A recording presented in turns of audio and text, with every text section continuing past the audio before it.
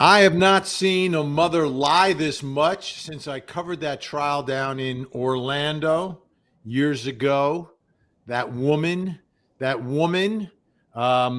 is Megan Boswell, had a beautiful little girl named Evelyn. And this case is absolutely heartbreaking. But what we're talking about is a young mother with a young child on trial for what happened to that child. And when you hear her talk in her interviews, oh my goodness. I mean, if her nose could grow, it wouldn't fit in the courtroom. It wouldn't fit in the interrogation room. Just another one of these lying mothers. Anyway, welcome to the Tangent Podcast. I'm Vinnie Politan, along with my co-host, Albert H. Wunsch III. Almost sounds like he should have been on Gilligan's Island. And yeah, I was just thinking, does the H stand for how? No, it does not. Hola. That's what it stands for. Hola, Tanginistas. So that's what it stands for. Hola. And the radio legend, Jonesey, ladies and gentlemen. Jonesey is with us as well. Thank you. This is the Tangent Podcast.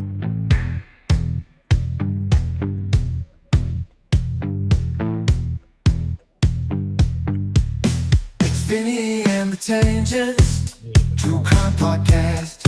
Vinnie has the blue eyes, Al cracks the jokes. Jonesy stays behind his shades, entertaining all the folks. It's Vinnie and the Tangents, True Crime Podcast. Load up all your comments, hit those super chats. Let's go smash that like button, so we can all have a blast. Vinnie, Al, and Jonesy on the job. They're the Sugar Hill Gang of true crime. They're telling stories of days gone by. They take crime and turn into a good old time. It's Vinnie and the Tangents, True Crime Podcast. It is Friday on our regular channel. Welcome, everyone. Oh, well, what happened there? Anyhow, great to have you aboard. Today, we're talking about Megan Boswell. We're really talking about her little daughter, baby Evelyn. And it's a tragic case out of Tennessee that we've been tracking since it happened. I mean, it started as an Amber Alert. Because Megan Boswell said that her mother had the baby. Well, that wasn't true. And the case has taken, obviously, the turns that put her on trial for red rum.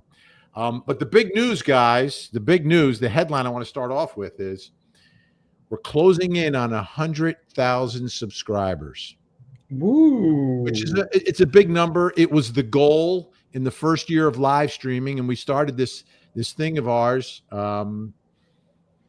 in, I believe it was April or March of last year. So it hasn't been a year yet. So we hopefully we can hit it. I'd like to hit it during this live stream because it's less than 1,000 that we need of people to subscribe. So if you're watching on X, you're watching on Facebook, I put the link there. You can click on it, just hit subscribe, and then you can watch us on Facebook. Just want to get that number to the magic number of 100,000. It's a big, there's more things that can happen for the channel once you hit 100,000, and it's really, really appreciated. And if you're watching on YouTube and you haven't subscribed, oh my goodness, now's the time. So we're going to spend this hour talking about baby Evelyn and her mother, Megan Boswell, and the trial's ongoing right now in Tennessee. And the story's tragic, but it reminds me so much of that other case. There's so many parallels with the other case that I covered years ago involving Kelly Marie Anthony. So here's an interesting point, though, and I wanted to start off on this. When the baby first went missing, Megan was telling the local media that her family, they were gypsies. Wow. Gypsies, That's a good, that'll throw them off. They'll stop asking questions or investigating if you tell somebody you're a gypsy. It was really like, I'm trying to figure it out. Like gypsies, like I kind of get it, but I don't get it completely. But aren't they sort of nomadic and sort of like, yeah. they wander around. I But believe they had a Humphrey- family compound here. I prosecuted gypsies. That must have been a hoot. Because what they used to do was that they would go to senior citizens in local towns, and they would tell them that, listen, your driveway looks really bad. We can we can redo your driveway, and it's only going to cost you, like if you got this job done by these other people, it's going to be $3,500. We'll do it for $1,000, and it's the same work. And the senior citizens would fall for it. They would pay them. They would always pay them in cash. And all they would do was take pitch tar and paint the driveway black, so it would, look absolutely beautiful. And then the first rainstorm came, and it would all run off. Wait, So they use watercolors? Like what? How does it wash off? pitch tar will run off the wow. water thing. So what would end up happening is then they would go to the police, and then we actually caught the guys that were doing it. I was prosecuting them, and a man walks into the courtroom, a heavyset man with a cigar box, and he sits down and he motions to me if he could speak to me. And I'm like, okay. So it was a break. I went to see and speak with him, and this man was the king of the gypsies. King of the gypsies. And he said to me, he goes, what can I do to take care of this situation? I said, well, I've got 3 senior citizens that were defrauded over $1,000 each for bogus work, and that they need to be compensated, and then maybe they won't be interested in pressing the charges. He whipped out $3,000 in cash from the cigar box and handed it to me. I said, well, wait a minute, I have to speak to the people first and everything else. And I went to hand it back to him, and he goes, if there's needs to be some more money, there can be. And I said, look, no. I said, let me speak to them. And these 3 people, they were 3 actually widows, and they were just happy to get their money back. So they didn't want to go forward on it. And so we dismissed the charges, and they left the courtroom. And the king of the gypsies said to me, he goes, I will tell you what. He goes, you were so kind to me, and you were so, professional with me, and I appreciate your candor, and I appreciate everything you did. We will not come to your town again. Wow. And That's they have negotiation. back to Anglewood Cliffs that I'm aware of as a result of that matter. So I got his word. He has since died, but it was very interesting dealing with the king of the gypsies. And Well, do you think? I mean, are gypsies like everyone else, right? Like there's a stereotype, and then there's sort of a negative connotation, but there are actually like good gypsies. They're all like that. No, but what I mean is, like, being a gypsy, is it a lifestyle? Is it a religion? What is it? I don't understand what it's really. It's interesting. It's like, and is it a derogatory term if I call someone a gypsy? I believe it's considered to be so now. Well, I mean, I'm sorry. Go, Jonesey. So I have a King of the Gypsy story, if I may. I realize we have an important topic to get to, but I believe the King of the Gypsies, or one of the King of the Gypsies, maybe there's multiple kings, is buried in near Rahway in Cranford, New Jersey, in like this great cemetery that has like some really great things to visit. And so the girlfriend, my gal, owns a shop, Frames and Framers, framesandframers.com, for all of your framing needs, in Short Hills, New Jersey. And it was on. It was right off the entrance and exit to I-78, major interstate. Once a year, they would come to visit the King of the Gypsies' grave, and they do a little business while they were there. So they would go to the girlfriend's frame shop, and the father, presumably a father, would walk in with really like a briefcase that he bought at the Salvation Army, like a 30-year-old briefcase that had nothing in it, obviously. And he would say, "I'm a businessman. I'm here to conduct business with you." And the kids and all the family would crawl under the tables and crawl to the back of the shop and start looking for the employees' pocketbooks and stuff like that. They would be kicked out. this happened like just about every year because they would visit the gravesite in that strip mall.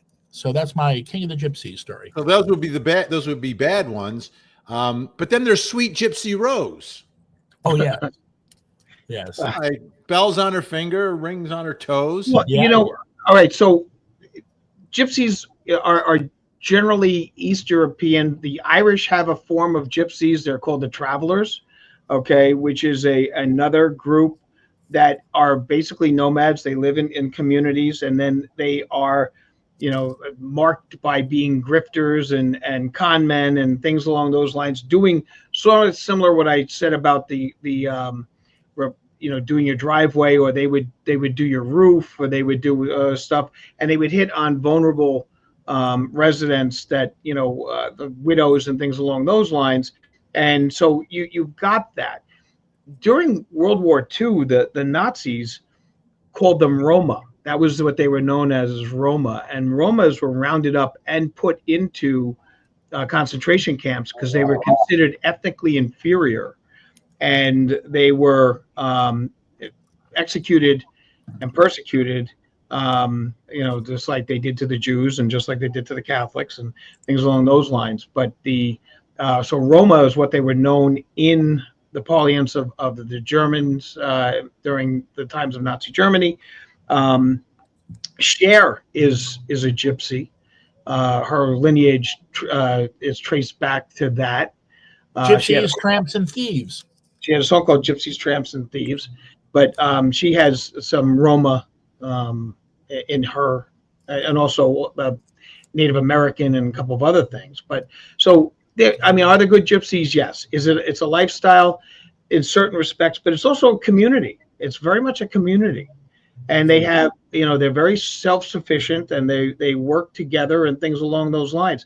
If you take a look at, I think there was a show on MTV about the coming of age of Romas, of these gypsies, and the parties that they would throw and things along those lines when the girl would turn, I think it was 16. And so, it's a very interesting group. Yeah, I don't think though in this case, like the family had a compound, and it's a big part of the trial, right? So they had like a piece of land. I've spoken with local reporters who've gone down there, and they say, well, yeah, you don't go on that piece of land, right? They protect it, but it's sort of like a family compound. It's not, they don't have mansions, but that's where they live. They've got a nice piece of land. The grandfather has an asphalt business, so. If you're looking, you just said like the asphalt business for gypsies, and that's what Tommy Boswell is into. I mean, that's the family business. I don't think they're necessarily scamming people, but no, they're probably not. Well, it's really not all gypsies are bad. Not all gypsies are criminals either. Right. So I mean, that's what I got to figure. So whether they identify sort of in that gypsy lifestyle, they're not traveling around, but they are in the asphalt business. But it's also really odd that people say you don't go to those grounds, because you don't go to anybody's property. That's true. But for people to say that about them implies some sort of like compound that they're protecting themselves or something else from strangers. Yeah, and there's several homes, and this is where little baby Evelyn was found, actually in a playhouse on the property, and it was a playhouse that was built for Megan when she was a baby, a girl growing up. And I mean, she's not that old. I mean, she was 17 years old. But it was for her when she was growing up, and that's where Evelyn was found. So I want to take a listen to a little bit of this interview, because this may end up being the only potential defense that she has here. She may try to point the finger at mom, point the finger at grandpa, but this may end up being the actual event. And thank you, Julie Taylor.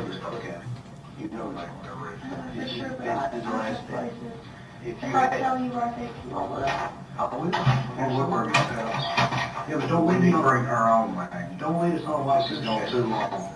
Okay? This is for your baby. This is to give her the proper attention. Where's she at? There's only two places I can make the brush your feet. Where's she She at? said they put her somewhere closer. I think she's somewhere at Dad's or at his house.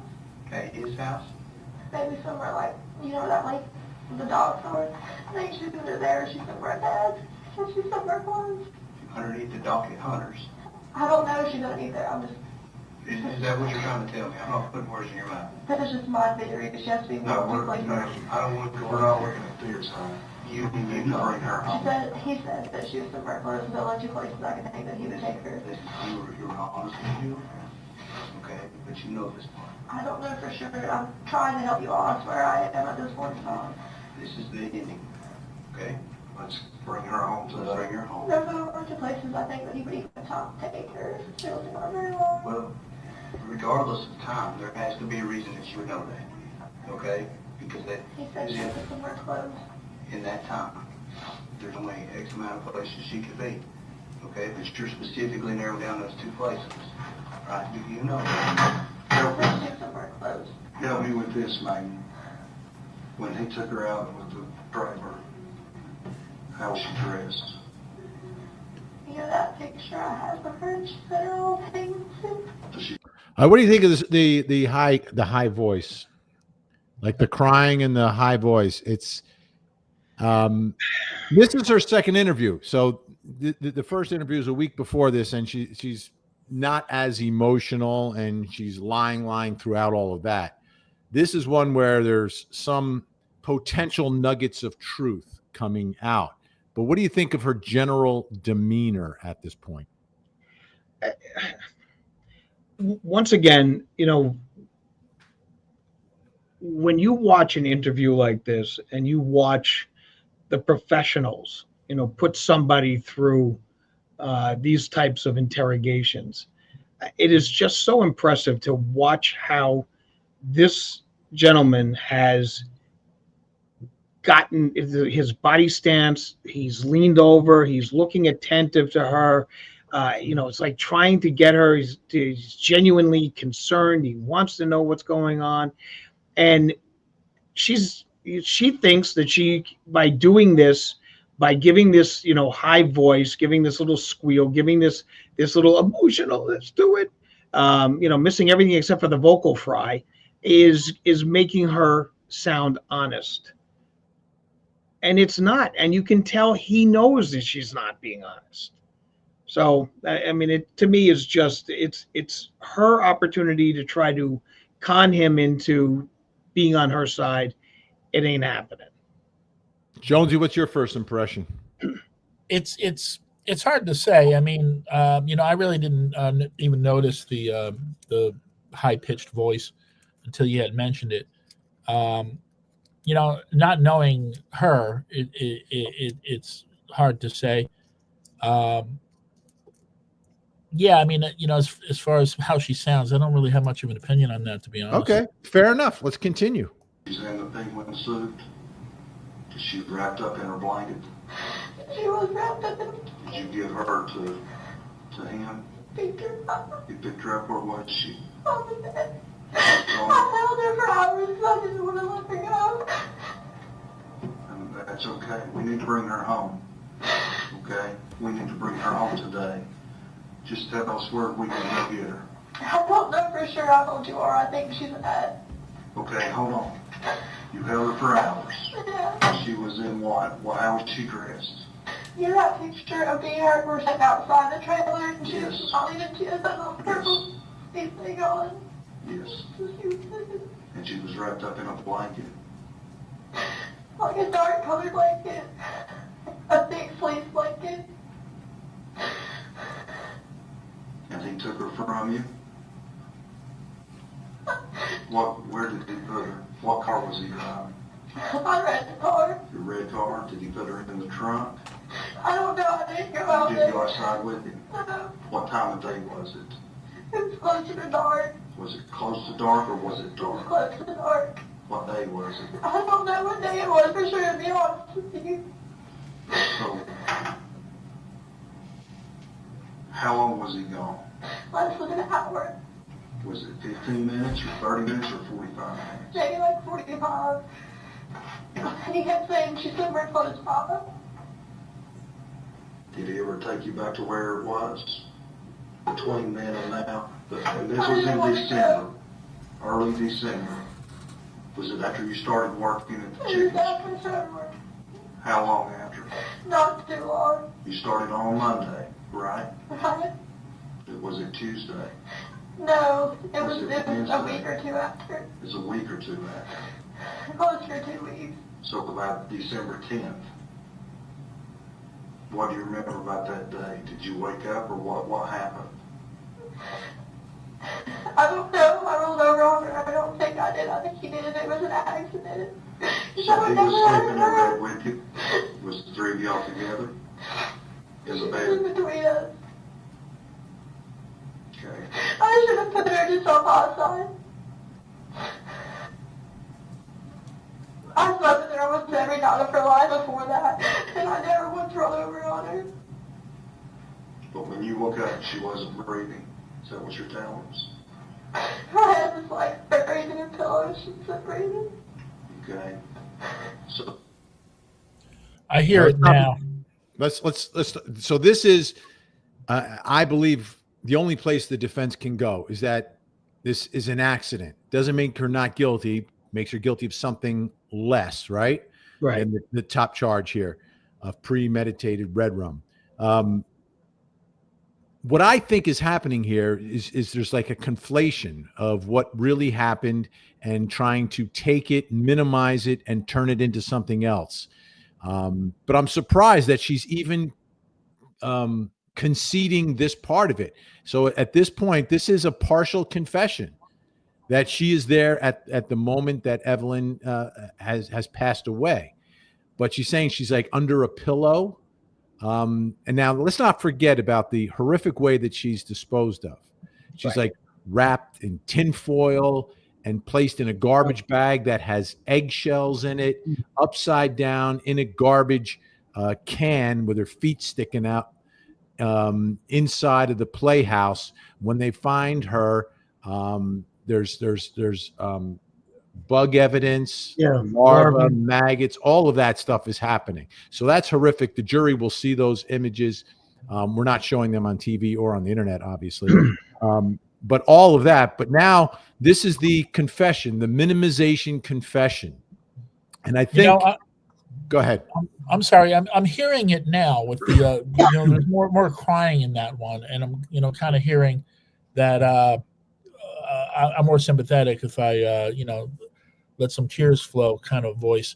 But what I think is interesting is, to his credit, the investigator, he's asking these questions rapidly, but she's answering immediately. She's not doing the pause to get a moment to try to think about it or anything like that. I don't know what to make of that, but it's interesting. A lot of people in her situation, like hem and haw before they get to the answer, trying to like think their way through. Well, the thing I'm going to say is that, and it's just the angle of the camera, but she's not looking at him. Well, there's somebody else there. There's somebody else there. There are two people there. But he's the one who's asking the questions. Yeah. And she's not looking at him. She's looking straight ahead from the angle that I can see on the camera here. So it's interesting to me that she is not looking at this guy, looking at him directly in the eyes and answering the questions that way, which, always leads me to believe that you're lying. Because if you're going to be questioned that way, you're going to look at the face of the person who's asking it and go from there and confront it that way. And she's not looking at him. So that's what I see with regards to the body language at this stage of the game. And I want to make a comparison, because the way the case was handled down in Central Florida with Kaylee Marie Anthony and her mother, who was on trial, is that they came out right in the beginning and said, the child, she was never missing at all. This was an accident. She drowned in the pool. Right. So here they didn't exactly have that tact. Right. And it's the same, but it's the same scenario. Like down in Central Florida, it was an accident. And then grandpa got angry. Grandpa took the baby, and grandpa, I guess, put duct tape on the baby and put the baby and threw the baby in the woods for all the animals and bugs and everything else, rather than have a burial. And it took a an accident and made it look like something much worse. That's basically what the defense was. Here they haven't done that exactly, but the factual pattern is almost identical, because it's grandpa who's calling 911, grandparents in the Anthony case, and grandpa actually says, calls them up and tells them where to search, almost like he's part of the investigation, the same way George Anthony was like part of the investigation. And they seem to point the finger at grandpa somewhat in their opening statement, but they didn't go all in like they did in the Anthony case. They just did not go all in. They're kind of hedging it, and they're kind of letting this thing sit out there. And to me, this is the only ticket she has to not get convicted of the top charge and spend the rest of her life without parole behind bars. But I don't believe it. I'm not saying I believe it, but I'm saying I'm shocked that they just didn't embrace that and just run with it. That's the whole thing with the defense in this case. Is it's very odd, and even his cross-examination questions to me are really very, very different than where I think I would have been going on this case. But to each his own. To each his own. Oh, Time to get happy. It's time to get funky. It's time for us to smile, because here comes Max Spunky. always just in a nick of time when we're in the middle of something that's just horrific and horrible.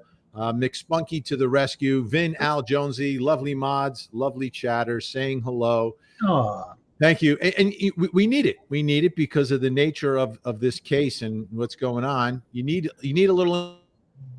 We gonna get funky like McSpunky. Board today. All right. There So, Ben, if I could just maybe interject at this time. At this time, at 1:02. At 1:02. Okay. On February the 7th. February, well, I 2025. This is my pre this day in history talk.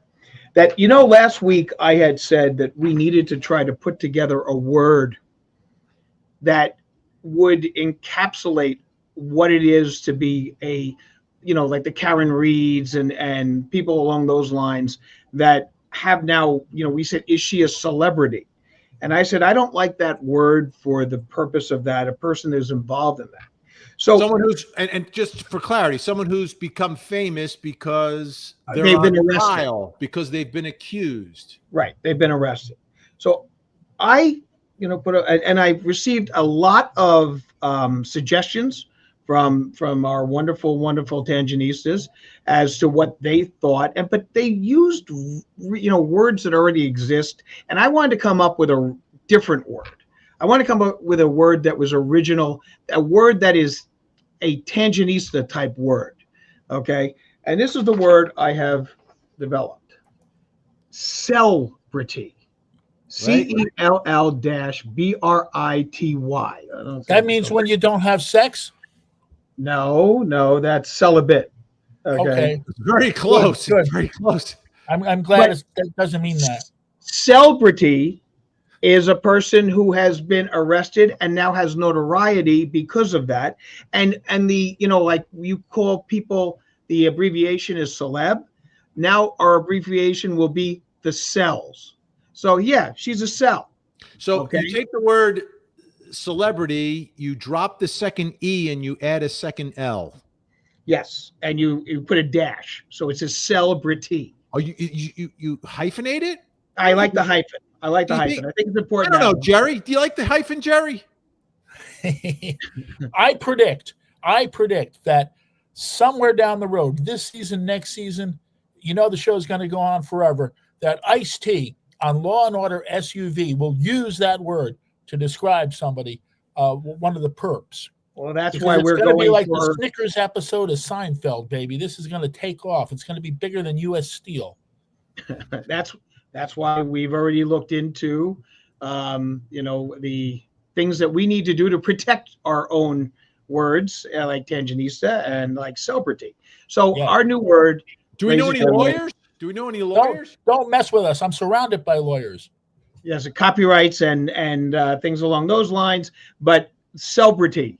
Okay, so now if there's a person like Karen Reed, she's a celebrity. She's a celebrity, and that is our new way of phrasing a person who has become famous because they were infamous. Now, Doris has pointed out maybe even another word. Someone who gets arrested, becomes famous, but does not engage in sexual activity. That's an incelebrity. Incelebrity? You can't be both. And if you're in prison, most likely you are celibate. I would so you could be an incelebrity. Thank you. All right. I like it. Big Girl for Life likes it. Celebrity. Celebrity. I wonder if a celebrity has ever went off to cash in on their fame by becoming a high-paid prostitute in a state where it's legal. Right? Because you could say, like, I slept with so-and-so.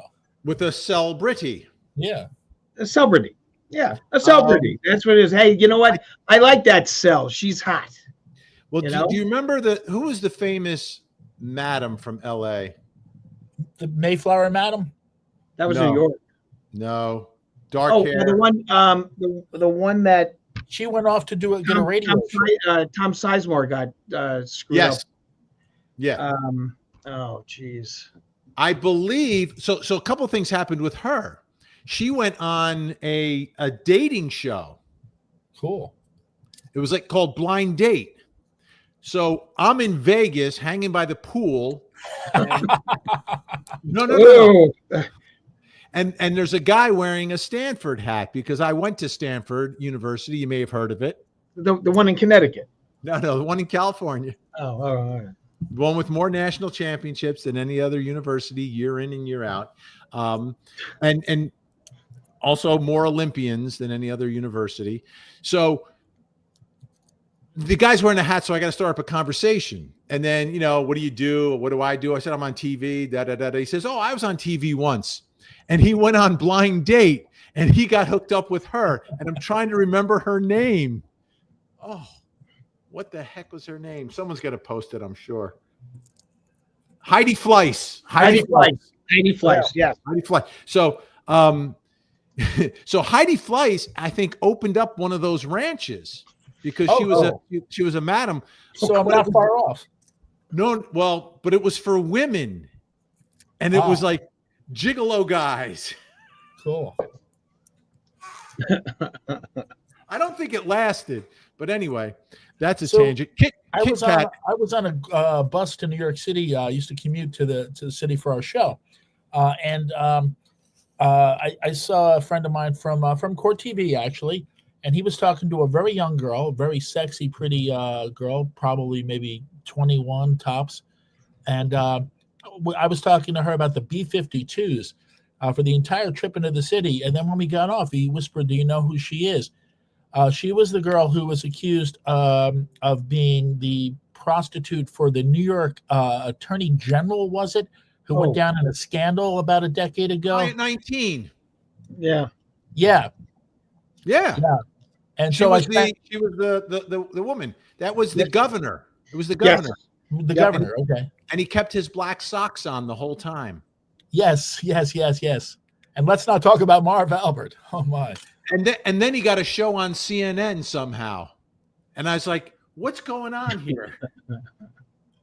Yes. What's going on? Yes. The Mayflower Madam's got a talk show, and I was appalled. I mean, you have nothing against her, but I'm like, dude, man, I've been doing this my whole life. All I had to do was be Spitzer. like a madam or a pimp. Spitzer loses his job as governor of New York because of what he did. And And ends up with a very high-paying job hosting a television program on CNN, but he was so bad the show got canceled. So this girl at that point was legal, I'm sure, but she was so young that, like, even though I thought she was pretty and all that, my mind wouldn't even go there. Well, she was from the Jersey Shore, I think. She was from Point Pleasant. Yeah, she wanted to be a celebrity. Yeah, I did a 24-hour or maybe it was a 48-hour channel on Sirius just based on that case. We called it client. I think it was Client 9 Radio. I came in for like 2 days straight, and we just talked about nothing but that story. It was hilarious. Client 9 from outer space. Yeah. That's Plan 9. Cat, why didn't the defense go with postpartum? Remember the lady that drowned the kids? She's talking about Andrea Yates. Andrea Yates. Well, here's the thing with Andrea Yates. It was partially postpartum, but it was complete mental illness and delusion, where Andrea Yates believed when she was taking out her children systematically one at a time that she was saving them from Satan, and God was telling her to do that. So in that delusion, she could not distinguish between what was actually right and wrong. What she thought she was doing was right, and what she was doing was wrong, and that's what the jury agreed with, and she was found not guilty by legal insanity.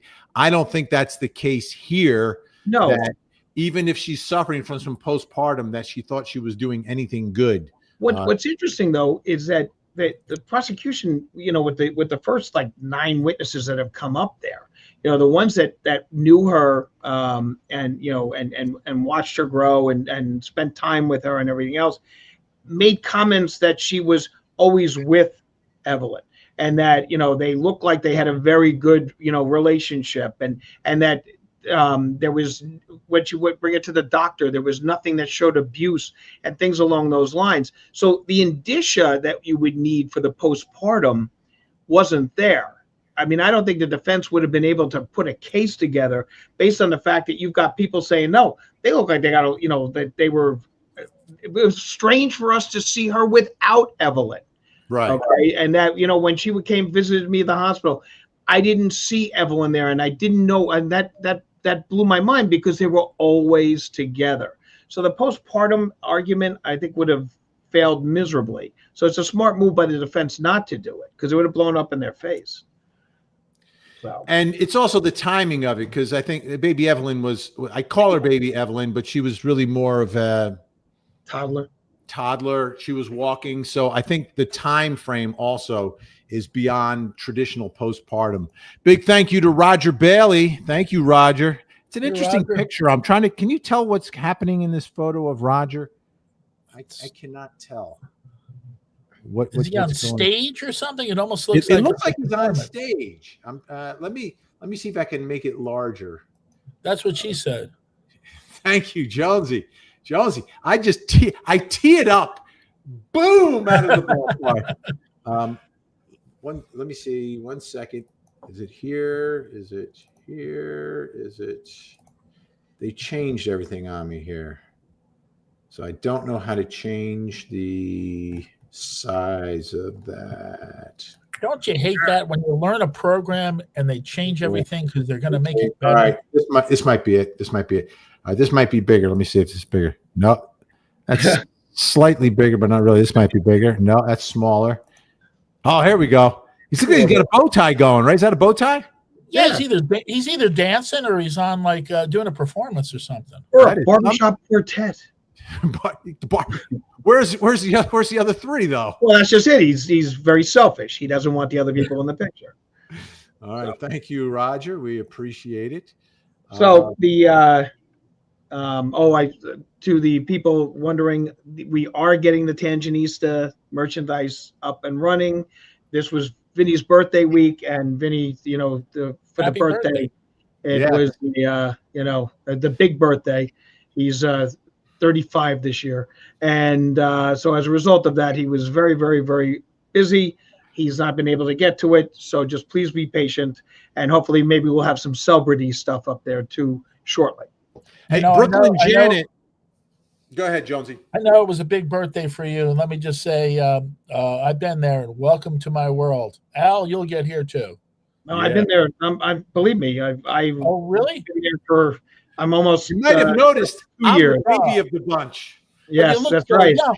Let me guess. And you know that I am the baby of the bunch. Cucumber baths? How do you say so? Moisturizer. That's the most important thing. I learned that from Patrick Swayze. in the movie To Wong Fu, with love, Julie Newmar. I learned it from Robin Williams in Birdcage when he says moisturize, moisturize. I learned it from J-Lo and Jennifer Aniston. So that's why I She use moisturizes her behind, though. That's different. No. It's for the face. It gives you a little glow too. So Brooklyn Janet has posted something here that was a very common phrase that we used back in the 70s. What? But I don't know what the happy that was a famous book. It was a book. Yeah. Oh, okay. And I believe it was a true, biographical, right, Al? It wasn't fiction. Yeah, it was. It was written by a madam. By a madam or someone who a woman who worked the streets and like that type of thing. So it was. No, but she the madam doesn't. The madam started out as like a booker, right? Started out as a. It's Xavier Hollander was the author of The Happy Hooker. A madam is like an entertainment booker or an entertainment promoter. Xavier Hollander was a former call girl, and she wrote the book A Happy Hooker.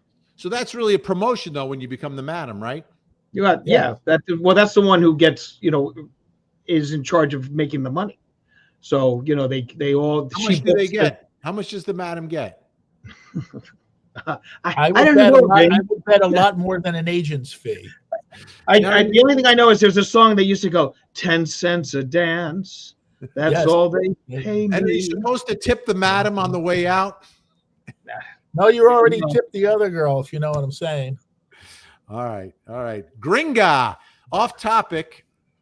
Okay. Regarding Colin G. So this is the case. Colin, what was his last name? She says G. I can't remember his last name. I can't remember already. Colin Griffith. So the Colin Griffith shocking verdict just happened this week on Court TV. Teenager, lives in Oklahoma with his father. Mother and father are split. Takes out the father with a nug. Okay. Claims that dad was coming at him with a thing that you would use for your steak, right? A shit. And right. So steak sauce. So the prosecutor. Worcestershire. Yeah. The 57 defense. So the prosecutor declines to prosecute, saying, I can't disprove self-defense. So what does he do? He leaves Oklahoma to go live with mom in Florida. And 18 months later, he claims mom comes at him with the thing that you use on the steak. He wrestles it away. There's a 2-hour back and forth fight. And somehow mom ends up with a bunch of wounds from that item in her neck. This guy has the worst luck. Yeah. And the defense is, I'm going to whisper it, suicide by son. You know how we usually talk about suicide by cop? They were claiming suicide by son, that she forced her son to do it because she wanted to end her own life.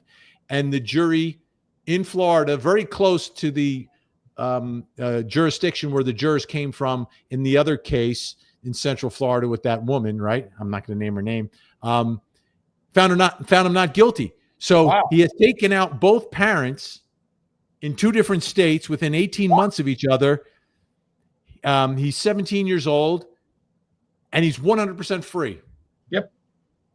Yep. Now, if Oklahoma charges him, could they use the facts of the Florida case in their prosecution, Al? If Oklahoma decides to take a second look at the case and now charge him because there's no statute of limitations on red rum, could they use the Florida scenario to show a modus operandi, a pattern of behavior? I don't think so.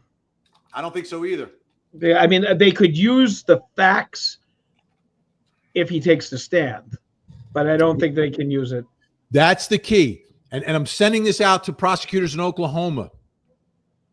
If you charge him, do not put any of his statements into evidence in your case. They are all self-serving statements of self-defense. They are not admissible unless the prosecution just puts them in themselves.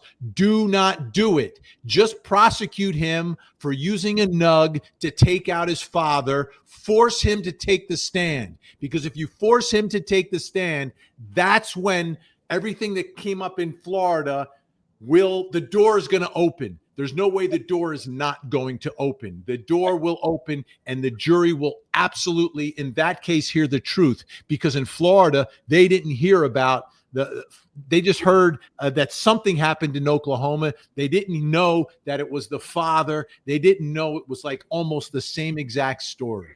As I say many times, if you do a crime and you wanted to go away, do it all in FLA, because if it's in Florida, that is the most screwed up jury verdicts I have ever seen in my life. To this day, I still can't understand the famous popcorn case, and that right down the line. And this one now takes. This one is worse. This isn't even close to popcorn. Was Florida also the Twinkie defense? Twinkie defense. That was the psychological defense based upon Twinkie. I don't know where that case came out of.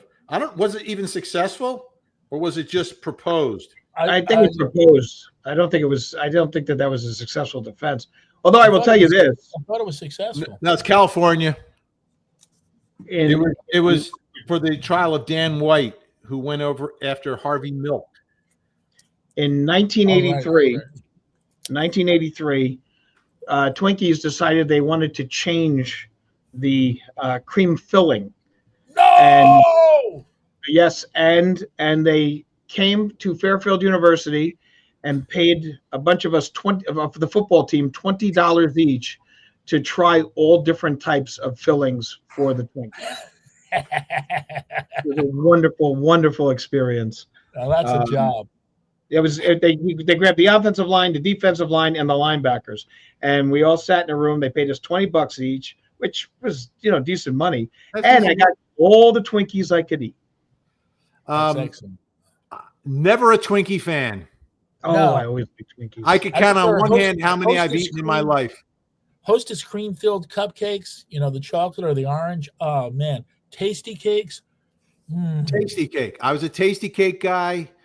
I like the cupcakes with the icing that would drip down the side. We used to call that the sideburns. Oh yes, and that's what me and my brother would eat first. The junior cakes, which are much smaller now than they used to be. Love those. I was a Yodel ring ding guy, but what I would do with the Yodel is I would dissect it. I would eat the shell first, pick off the shell, eat the shell first, then unroll it. Would you eat it like a corn on the cob? No, but I would unroll it so I'd have like this flat sheet of cake with the cream on it. Right. Then I'd have the cream off and then have the cake last. Well, that's kind of like dismantling your Oreo cookie and eating the cream. Yes. Yeah. Today is February 7th. And I think we've got some technical difficulties. Please stand by. The Civil War. Yeah, that's what it says behind. We'll try it again. Please stand by. Vin, today is February 7th. Wait. This is a technical difficulty. It is nothing I did, but I'm going to try to fix it this way. It's a weird day too. I mean, we're also having trouble with our cameras. Well, I think we've got some low bandwidth today. Yeah. Okay, one moment. Please stand by. The funny thing is, I'm not seeing that, and I'm usually the guy who has the worst connection. You did. Yours is very clear today. Yeah, yours is very clear. Civil War to civil rights and all the revolution fights. World War I and World War II. I'll always knows who is who. Everybody sing together. It's this day in history. This day in history. History, history. Now let's listen to his story. What's the story today, Al? Right. Today, February 7th, the British are What's the coming. story? The British are coming. February 7th, 1964, the Beatles arrive in New York City. Okay, the British invasion has started. Within a couple of days, they are on the Ed Sullivan Show, and that's the beginning of the most incredible rock band in the history of the world. So that was on this day. But also on Well, this let me just ask you this for a second, because I still consider them number one. It's like it's the Beatles and it's everyone else. Does that still stand today? Yes. Yes. Absolutely. I used to refer on a classic rock station. I referred to the Stones as the greatest rock and roll band in the world, and the program director called me out. He was like, "Well, what about the Beatles?" And I'm like, "Well, they're the greatest rock and roll band in the world too, except the Stones are, kept going." But yeah, there's the Beatles and everyone else. Okay. Sorry, the, Al. the Beatles are hands down, and it's a remarkable amount of work and what they've been able to do, and really they set the stage. So everything else after that, I mean, the Stones are very good. Don't get me wrong, but The Stones and the Beatles took a Grammy last week. Unfortunately, I watched the entire awards, and their Grammys came during the day or something like that. I didn't see it. Oh, they didn't. Oh, okay. They did it like earlier. Yeah. Carl LaFong just says, I can't understand why Twinkies are so popular. please. Yeah, I'm not a Twinkie fan. They're wonderful. Go ahead, Al. I'll This eat them. day- I'll eat them. So February 7th, 1974, Blazing Saddles premieres. Okay. Never Blazing saw it. Saddles premieres at the Pickwick Drive-In Theater in California. And Was it named after the Pickwick mosquito repellents that you would light up at the drive-in? the only way Those you could green get oval-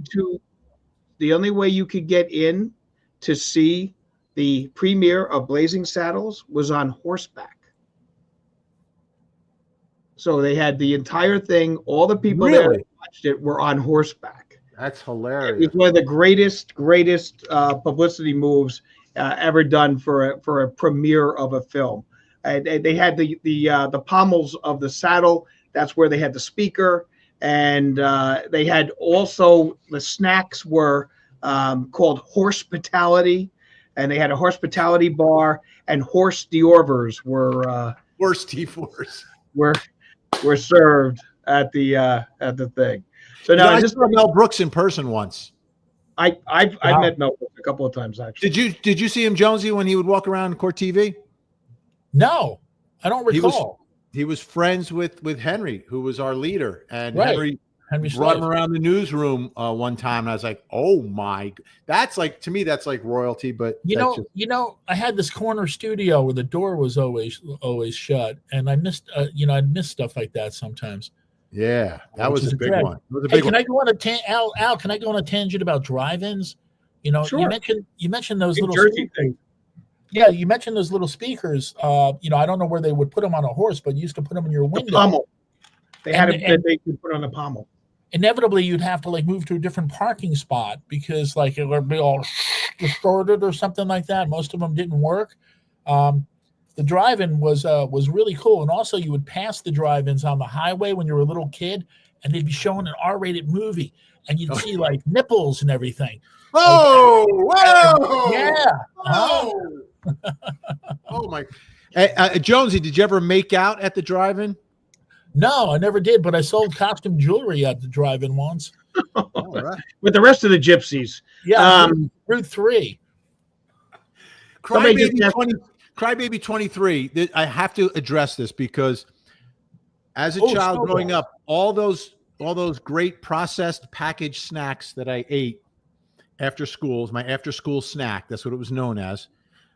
Snowballs were the only ones that I would eat that were not like just pure chocolate. And I'm Yeah, trying me to too. remember if there was any chocolate involved in snowballs. These were Yeah, the the cake. The cake was the cake was chocolate. Yeah, Cake was the cake chocolate. was. But Okay, that's so not, the that's outside not as was strong as pink. the icing, Right. The outside was that pink marshmallowy kind of thing, and then Yeah, it had and like, you could peel it off if you were crazy. and it had the coconut on top of it as well. That's correct. And Okay. and it had the good housekeeping seal of approval from the lady from Hostess. So you knew it was good for you.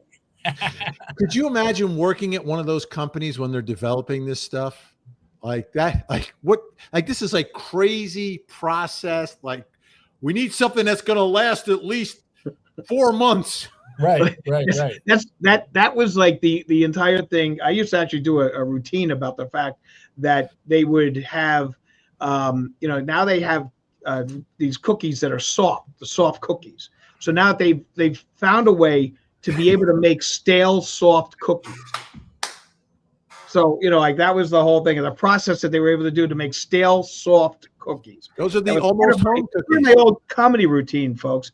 But wait, Gringa asked a trivia question to me where the line comes, badges. We don't need no stinking badges. That line is used in the movie Blazing Saddles, but originally comes from the Treasure of the Sierra Madres. Yes. And it's reused numerous times over the years. I believe Cheech and Chong uses it. It's one of those lines that was repurposed. So Gen X is posting. I actually eat a lot of potatoes, but I make the chips and fries in the air fryer. Gen X, of course, one of our mods, part of our mod squad. Order in the chat. Order in the chat. Don't dare attack, we've got order in this chat. The mod squad is on the job, helping us to keep it clean. The mod squad is on the job, always so nice and never mean. All right, the mod squad getting it done. We've got new mod squad graphic. Of course, acknowledging the newest addition to the squad over on Facebook, Ashley Bouchard. But we've got the great Gen X, Frankie Figs, Jennifer Stube, and Ashley. Thank you so much. Amazing work they do. Stream in and stream out, and then between streams as well. It's amazing. We thank you. We are grateful. Let's hear it for the mod squad, ladies and gentlemen. Now, if I could just interject on today in true crime history. Oh, certainly. February 7th, true crime. Whoa, that's extreme close-up. Go ahead. 3D House of Jones. That serial red rummer Juan Corona Vallejo was born on this day in 1934. He was convicted of red rumming 25 migrant farm workers and buried them in a peach orchard along the Feather River in Sutter County, California in 1971. His conviction for 25 first-degree red rums in 1973 was overturned on the basis of incompetent counsel because he originally had a public defender and then he got a private attorney, and the private attorney required him to sign away rights to his life story and any other drama that could be taken from what was going on there. And so they felt that he was not competent, giving competent counsel, that was actually we've also forced him to waive his attorney-client privilege so that he could sell a book about this story.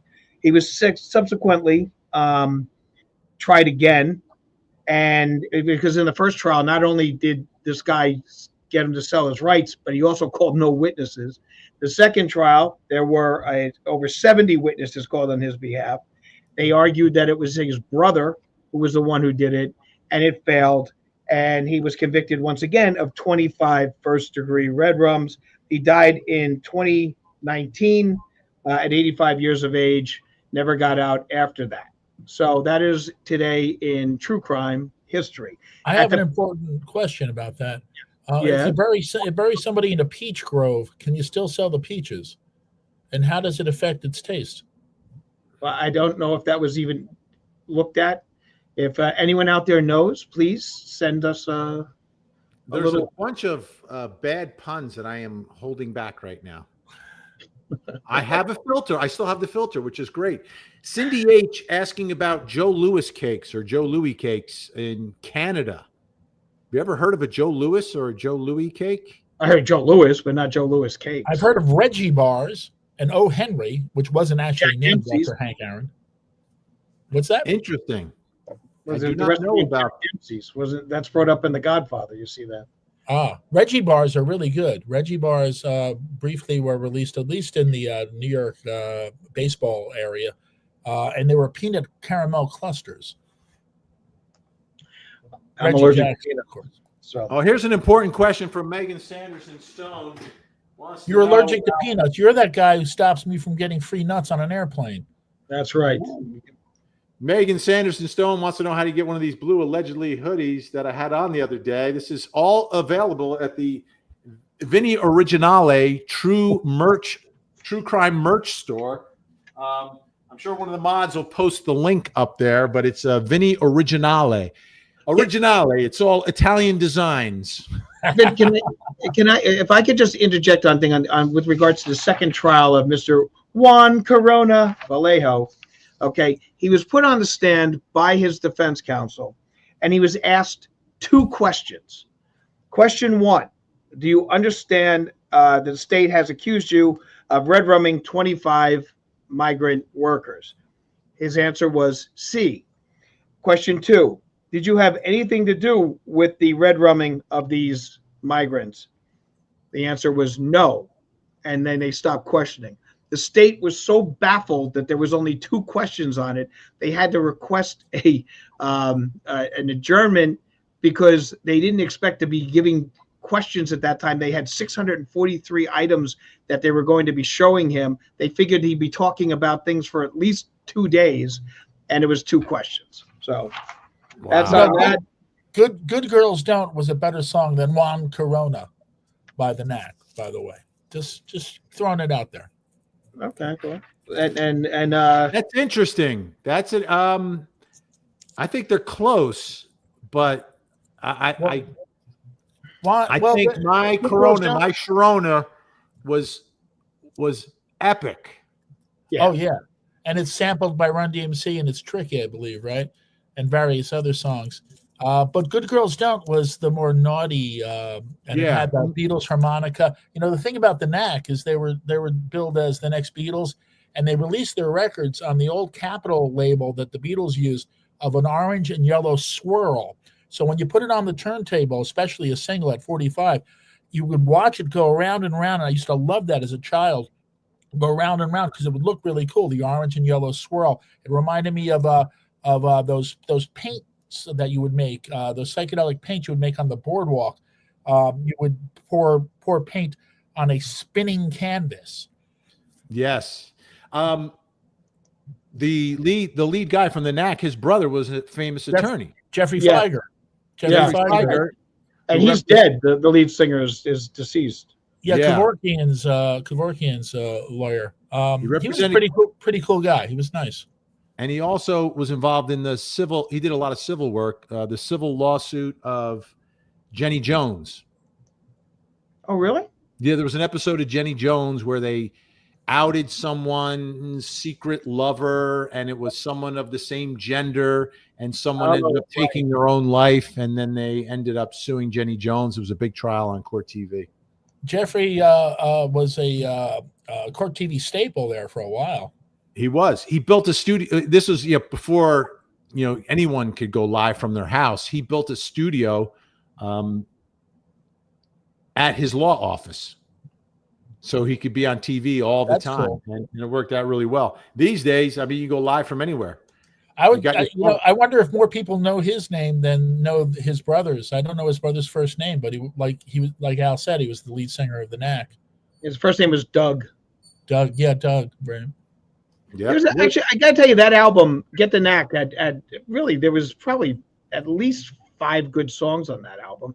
I mean, if I'm not mistaken, I think that there was a song, Frustrated, which was a good song. Heartbeat, which was a remake of a song, an old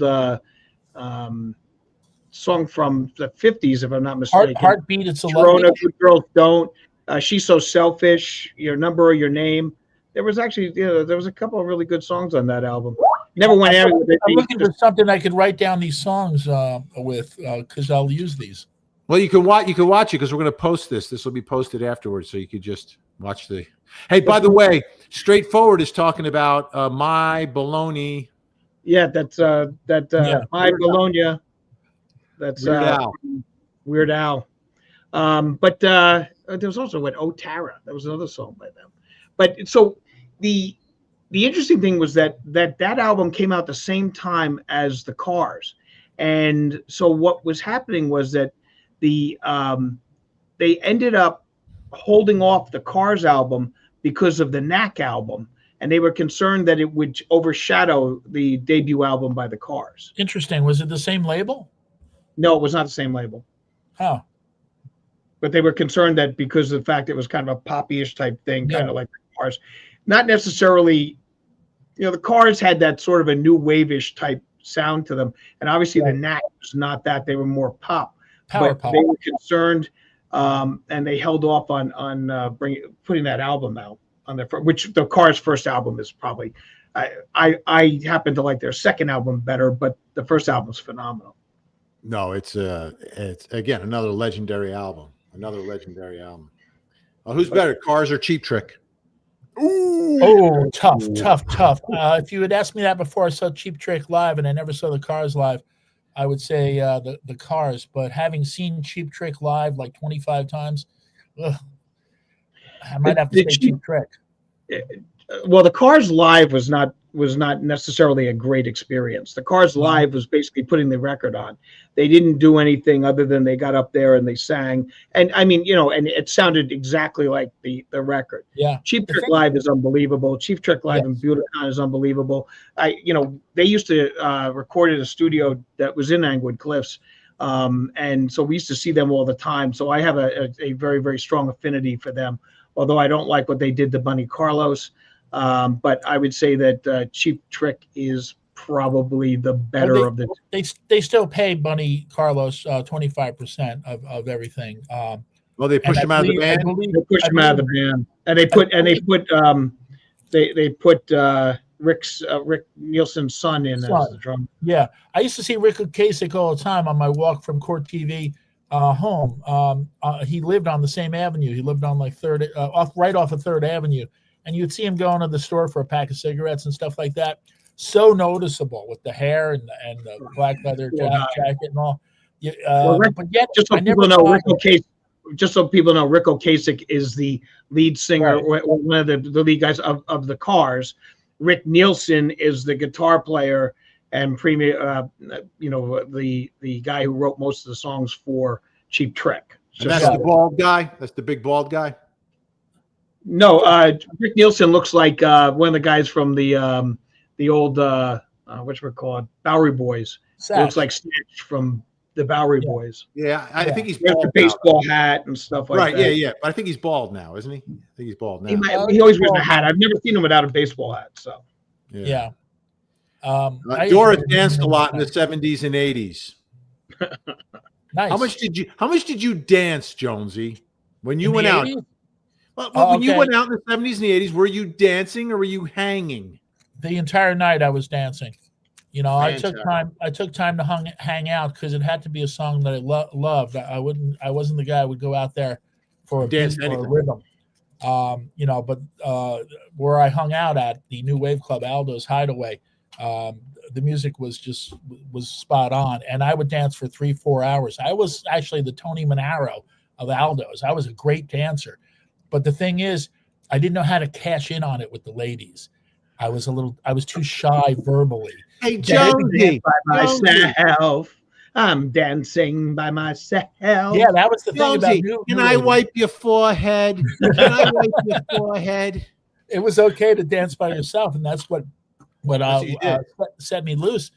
But really, the ladies would dance with me, and they would talk to me afterwards, and I didn't know what to, I was. Al, how about you? When you're not on stage, were you dancing? Moshing, punk rock. What does that mean? Like just banging into each other? Yeah, getting a little physical. I saw the episode about hardcore punk moshing of Quincy last Sunday.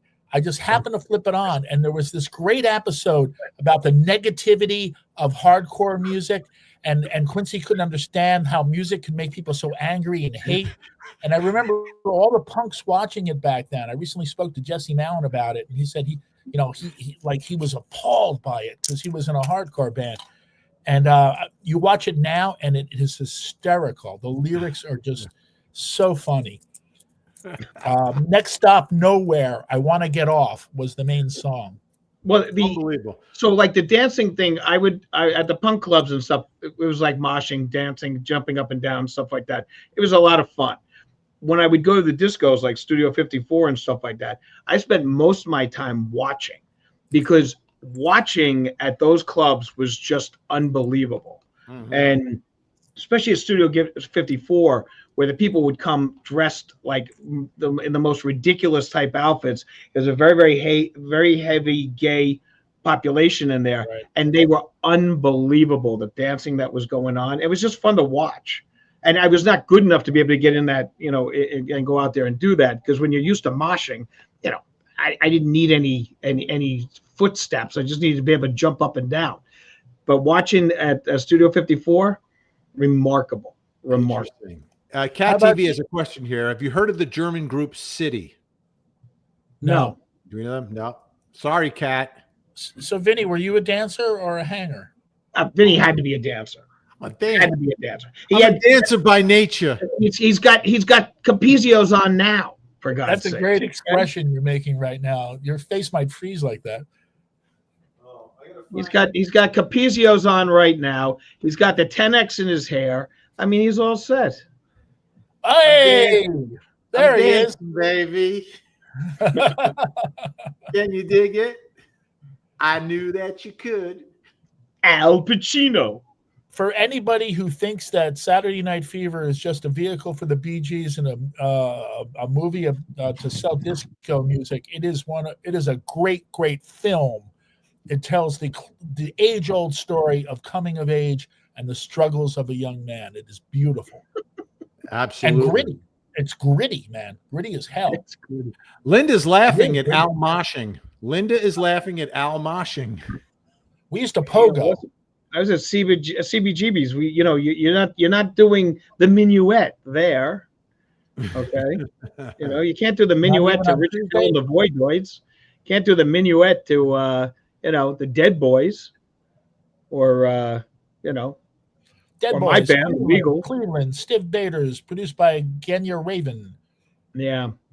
Stiff Baiters. Amanda GC, not CBGB, but GC, says Billy Idol will be 70 this year. I want to go see him. He's playing the Garden. He's playing in Philly, where I'd rather see a show, but he's playing way outside of Philly, kind of like far away. On tour with Look at Joan this. Jett. Anita watched Welcome Back, Kotter today. Excellent. Oh, wow.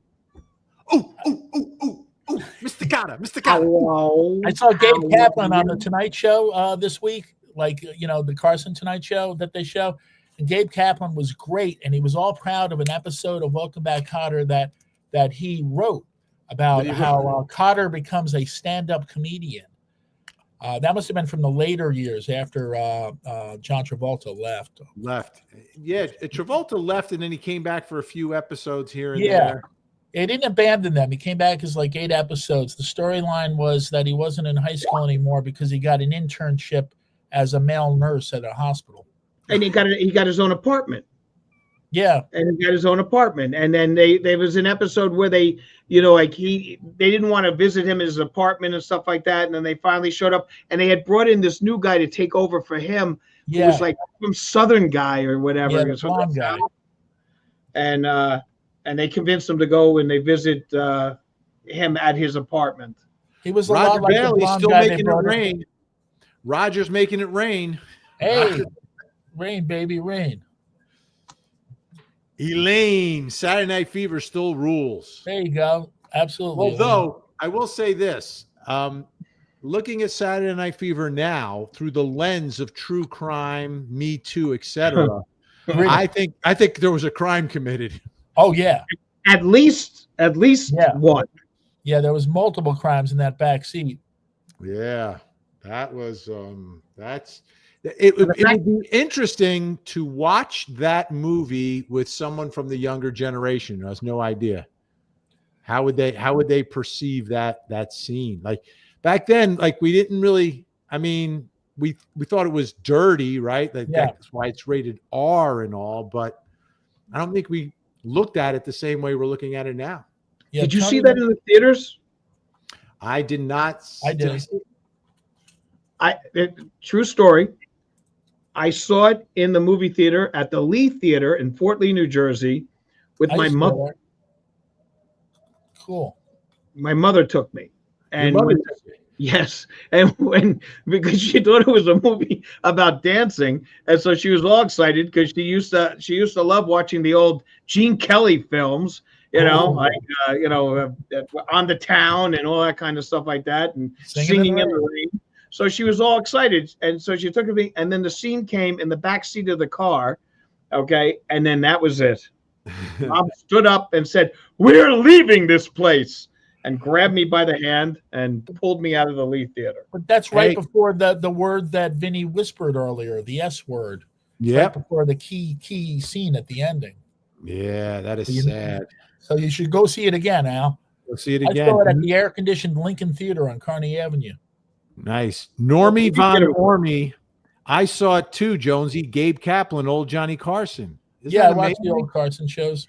We're all 10 watching. p.m. I think it's either Ant TV or Me TV. By the way, I saw in 1974. I also saw the Blazing Saddles in the theater at the Never old Lee saw it. Theater in Fort Lee, New Jersey. Yeah, the only one I snuck into was me and my friend. We rode our bikes up to the Colony Theater in Livingston. Then we had to lock our bikes. We didn't want them to get stolen. And then we got into a Yeah, matinee, rough crowd in Livingston.